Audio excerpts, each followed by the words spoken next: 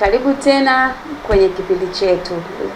Leo tunaendelea kwenye haiba ya 4, haiba ya 3 ambayo iko kwenye kundi sasa ile wale watoto wa nje ambao tabia zao zinaonekana kwa nje zaidi.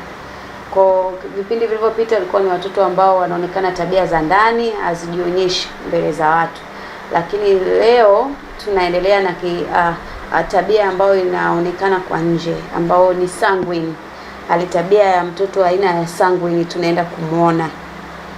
Watoto aina ya sanguine kwanza ni watoto wenye furaha, wacheshi, wanapenda marafiki, wana ujasiri wa kuzungumza.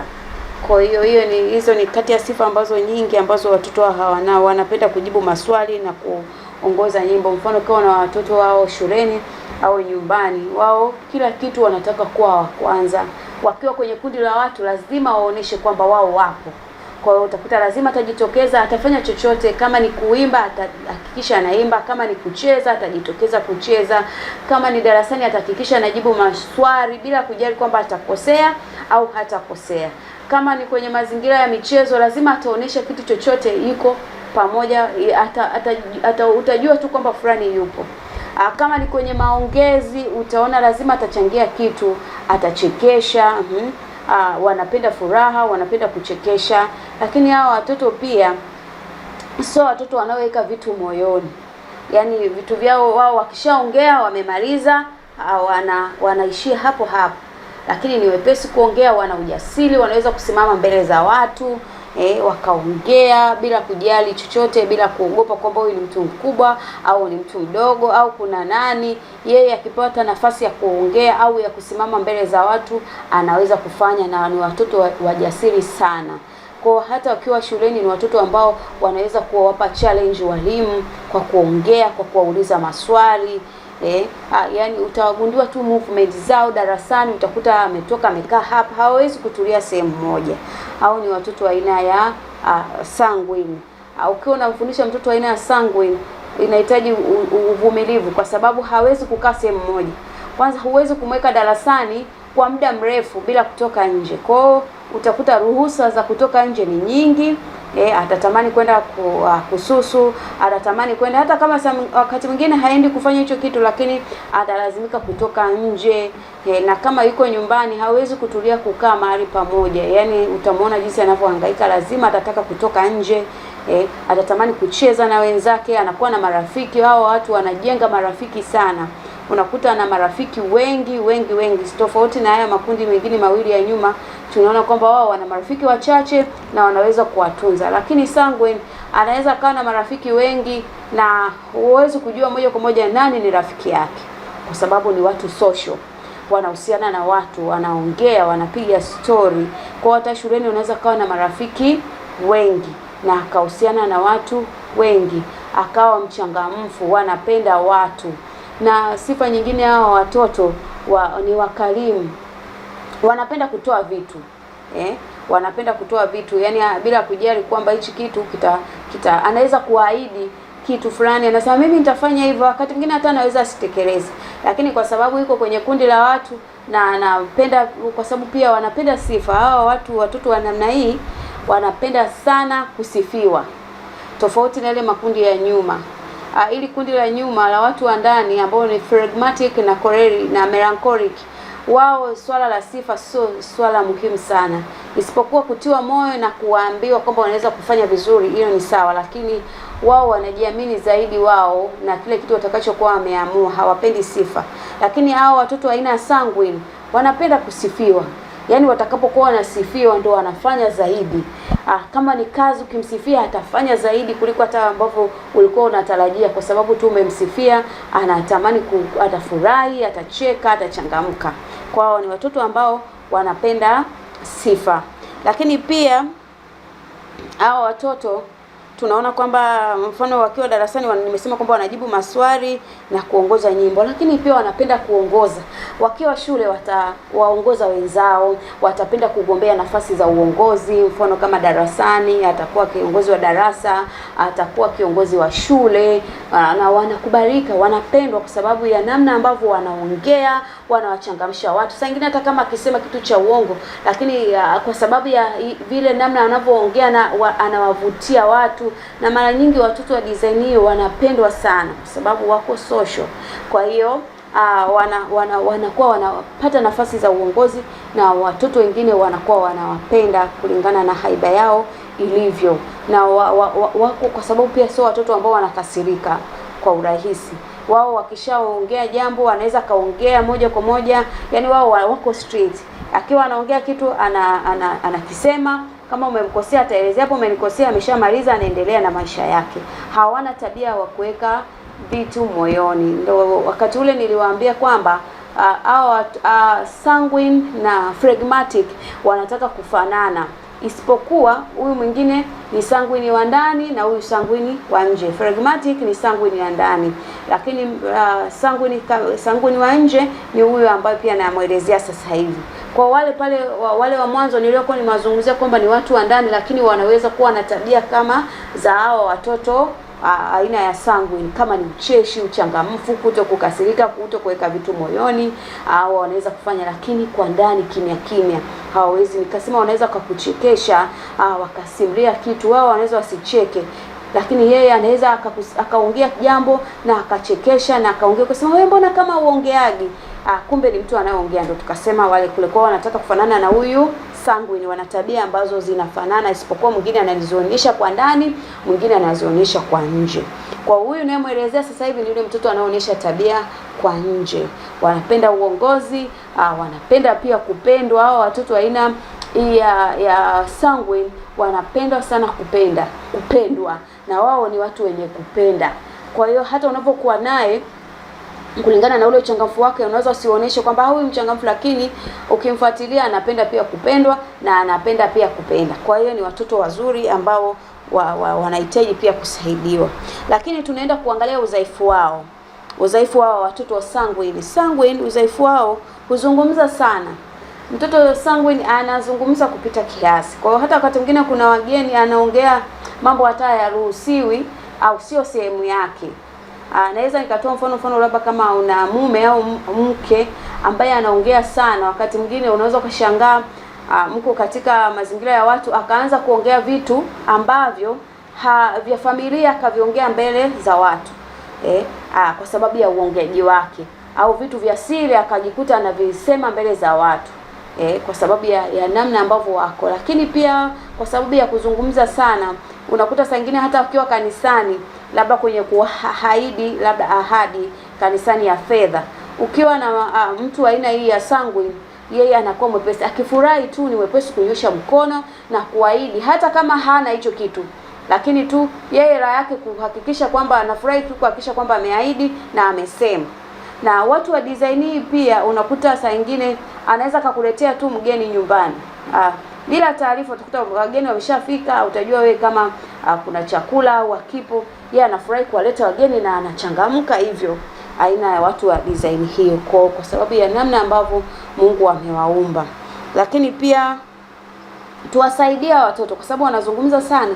Msaidie, mfundishe, mpe mipaka kwamba hapa unatakiwa kuzungumza, usimzuie kwa sababu ni haiba yake ya kuongea, lakini msaidie kwa upendo namna ya kuongea kwa hekima. Pia usahau maagizo. Watoto wanasahau maagizo kwa sababu hawana focus yao iko ndogo sana, na wana vitu vingi, wako social. Atashika hiki ataacha, atashika hiki ataacha, atasimama akiona wenzake wanacheza ataacha kile kitu alichokuwa anafanya, ataenda kucheza. Akiona kuna wageni ataenda. Yani sio mtu anaweza kutulia na kuhakikisha kwamba anataka kufanya kitu kimoja. Kwa hata kama ni darasani, utakuta anapewa kazi, ataandika kidogo, ataenda kumtembelea jirani yake mtoto mwingine pale, ataenda ataongea naye, atarudi tena kuandika.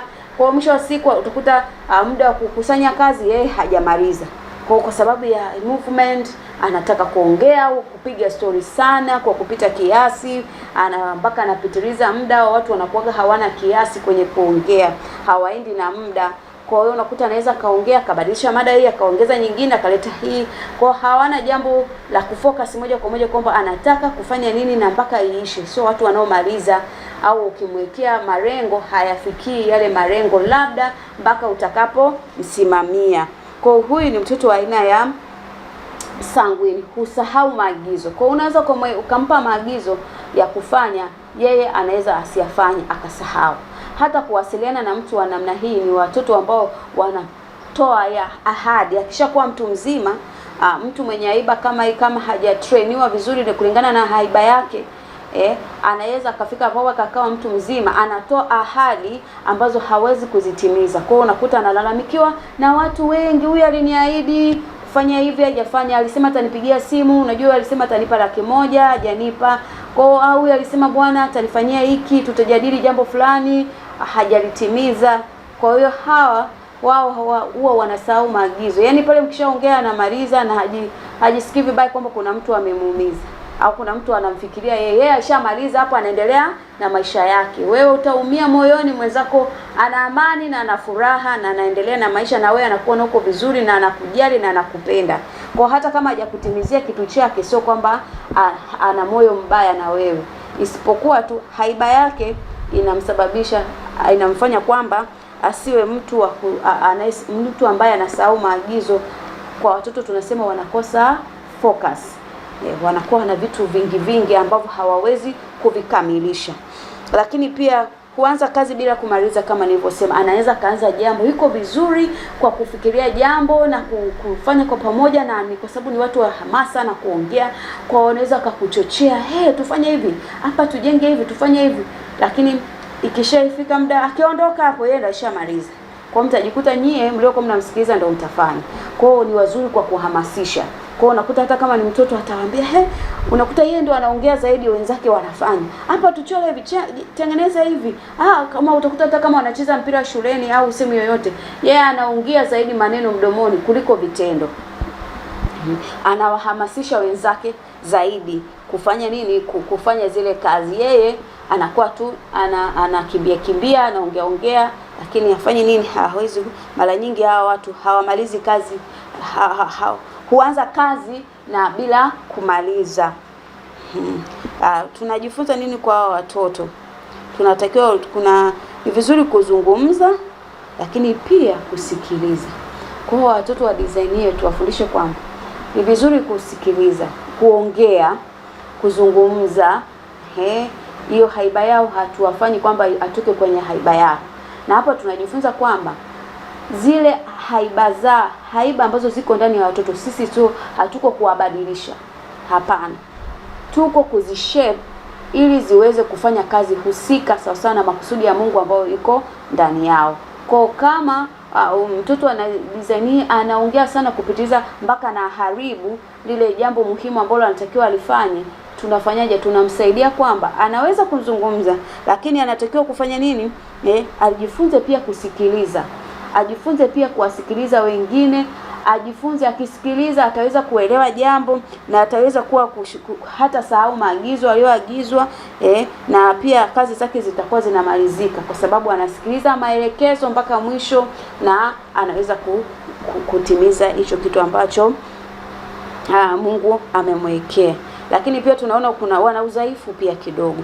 Hao watu sanguine wana udhaifu. Udhaifu wao tunisema kama kuzungumza sana, tayari nimeshasema kusahau maagizo, huanza bila kumaliza hao watoto. Lakini pia tunawasaidiaje watoto wa design hii ambao kama Mungu amekupa mtoto aina ya sanguine? Unamsaidiaje aina ya mtoto kama huyu? Wewe Mungu ndio amekupa wewe mtoto, unamsaidia vipi? Tunaona kwamba mpe ratiba fupi. Usimpe mavitu mengi kwa sababu hao watu bwana hawamalizi kazi, hawashiki maagizo, hawana focus. Kwa ili aanze kuzoea kidogo kidogo, ni vizuri mpe ratiba fupi kwamba leo utafanya hivi, utaosha vyombo na unahakikisha unamsimamia vyombo vyake vinaisha. Kesho atafanya hiki. Yaani unampa zile ratiba fupi ambazo hazitamchosha, kwa sababu yeye kumweka sehemu moja kwa muda mrefu ni kosa. Hawezi kwanza kutulia ndani, hawezi kukaa tu ndani kwa muda mrefu. Atataka kucheza, atataka kufanya hiki, atataka kuhusiana na watu. Kwa hawawezi kutulia kufanya kitu kimoja kwa muda mrefu. Kwa mpe ratiba fupi fupi, lakini mkumbushe kwa upole.